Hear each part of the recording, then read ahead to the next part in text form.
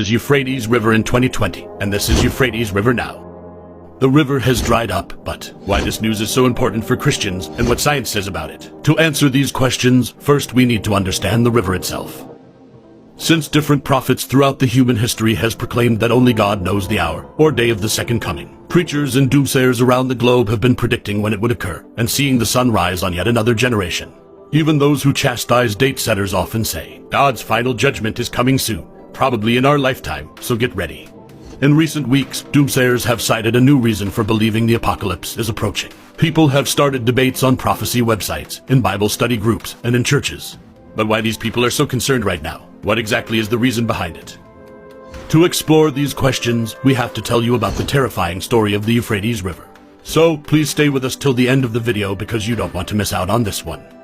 In ancient times, many civilizations have thrived along the Euphrates banks. The Mesopotamian Empire was one of its most prominent civilizations that occupied the area between the Tigris and Euphrates River, which is known as the Fertile Crescent. That region of the world is now located in Iraq.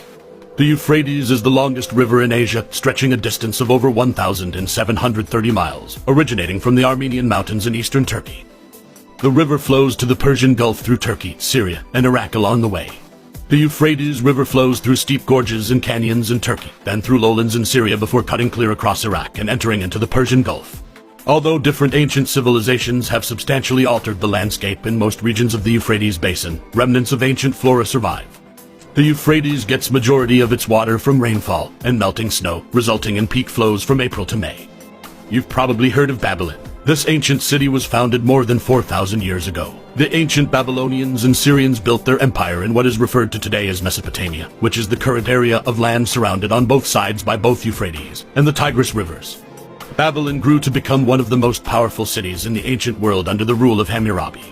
According to biblical references, the Euphrates flowed through Babylon as it served as the city's source of nourishment for its crops and provided water for the Babylonian people. In a nutshell, the city of Babylon could not have survived without Euphrates. In 1946, an agreement was reached between Turkey and Iraq that required Turkey to report to Iraq on any hydraulic changes made to the Tigris-Euphrates river system. The agreement also permitted Iraq to build dams on Turkish territory to govern the flow of the Euphrates. But in 1970s, Turkey rolled out the Southeastern Anatolia project, also known as GAP. The river flow towards Iraq decreased from 15.3 cubic kilometers in 1973 to 9.4 cubic kilometers in 1975. This sparked an international crisis, with Iraq threatening to bomb the Tapka Dam. Eventually, the matter was resolved after Saudi Arabia and the Soviet Union intervened. The cascading effect of the numerous dams being built in Turkey and Syria have affected Iraq in the most devastating way. Almost 382 villages and about 200,000 people have been relocated elsewhere due to shortage of water. Over the course of the last 2 decades, water flow from the Euphrates River has been continually reduced, subsequently depriving regions and areas that depend on the river for irrigation and drinking water. However, in recent years, water levels in the Euphrates River have dropped to dangerously low levels. Recent photographs taken along the Euphrates River's banks show that a substantial portion of the river has dried up. In 1987, Turkey had committed to releasing a minimum of 500 cubic meters of water per second across the Syrian border. But currently, Turkey is only releasing 200 cubic per second, which is less than half of the amount agreed. Turkey has been exploiting the Euphrates as a weapon against the Syrians for years. Now many areas in Syria and Iraq have devolved into desert lands. Water levels in Syria's dam lakes have plummeted as a result of the water cuts by Turkey, while electrical output and supply to the region have also reduced significantly.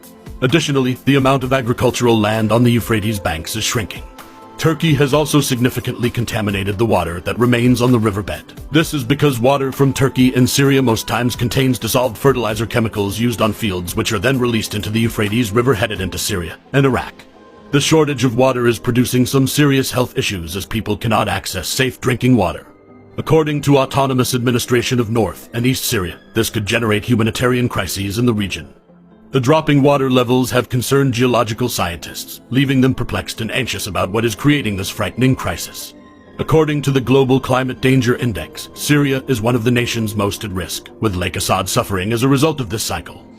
Because there are just a few logical explanations for why the river is drying up, people have assumed that this occurrence is related to the biblical prophecies. There are biblical references that make mention to a prophecy regarding the drying up of the Euphrates, an end of the world, which we are seeing unfold in today's world. People believe it was inevitable because the Bible mentions it. When Revelation was written in the 1st century, the Euphrates separated east from west, and the kingdoms of China and India lay beyond it to the east. Centuries before, Cyrus of Persia's army diverted the Euphrates River and conquered Babylon.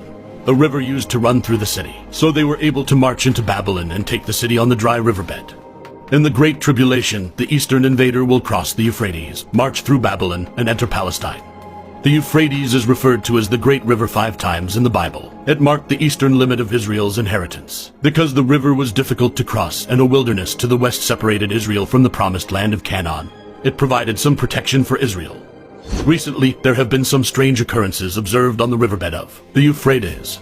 People have been exploring the areas of the river that were previously inaccessible as they were underwater.